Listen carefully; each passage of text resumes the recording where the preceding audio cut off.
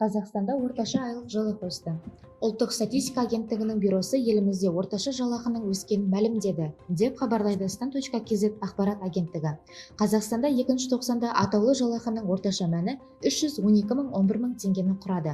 2021 жылдың сәйкес тоқсанымен салыстырғанда өсім 24%, ал нақты мәнде 8,9%-ды құрайды.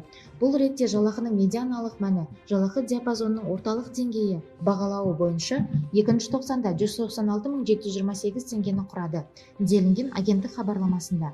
Бюро жалақының өсуі көптеген негізгі экономикалық қызмет түрлерінде байқалатын атап өтті. 2021 жылдың сәйкес тоқсанымен салыстырғанда ең үлкен өсім мына салаларда тіркелді.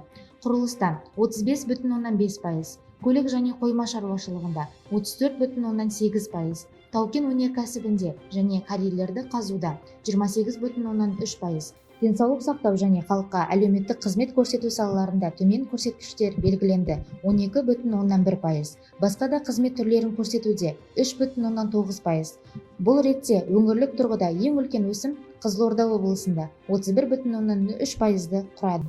Ең аз өсім Нұр-Сұлтан қаласында 14,2%. Орташа айлық жалақы кәсіпорындардың 90 сайынғы есеп беруі негізінде есептеледі. Орташа мән қосымша төлемдерді, үстемақыларды, сыйақыларды, сондай-ақ салықтар мен басқа да аударымдарды ескере отырып қалыптастырылады. Медиандық жалақы есептелген жалақы сомасы бойынша қызметкерлер санына және оны екіге тең бөлікке төмен және жоғары жалақымен бөліп есептеледі, деп түсіндірді Ұлттық статистика бюросының еңбек және өмір сүру деңгейі статистикасы департаментінің директоры Наталья Белоносова.